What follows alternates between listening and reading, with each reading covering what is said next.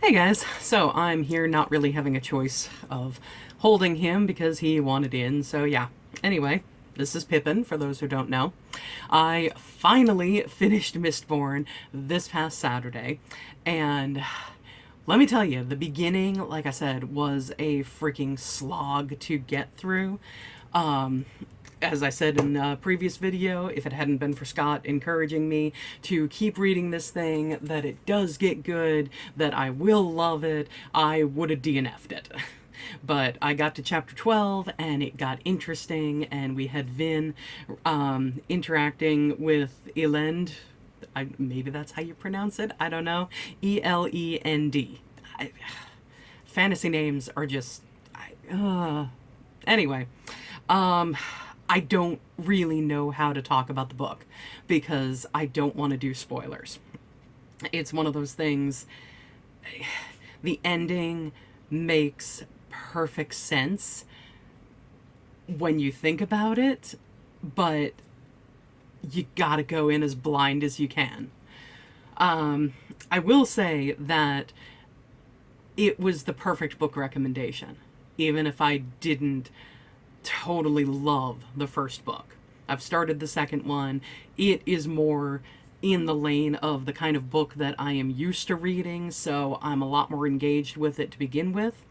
The first one, though, it had some elements of Lord of the Rings that I absolutely love in it, and it acknowledged, that things would not be the way that they were. Things would absolutely change. Things were going to be different if they accomplish. Oh, now you want to get down? Things would absolutely be different if they accomplished their task. And, you know, the group that was put together by Kelsier might not stay as a group.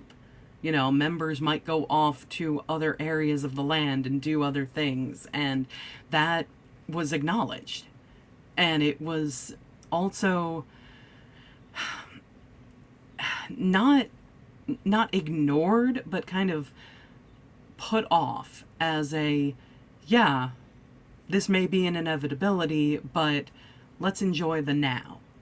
And I'm probably describing it extremely badly, but it did remind me of that speech at the end of Two Towers the movie version of Two Towers anyway, that Sam says about the old stories, and that he finally understands why they're important and why the people in them didn't turn back even though they had lots of chances of doing it. And he ends that speech with saying, because they were holding on to something. And then Frodo looks at him and says, what are we holding on to, Sam?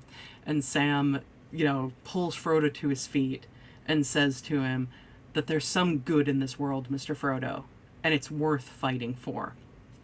And I'm one of those people, I have had my depression periods and everything like that, but I'm also one of those people who wants to find that silver lining, because I don't want to believe that this world is just meaningless and that nothing we do matters.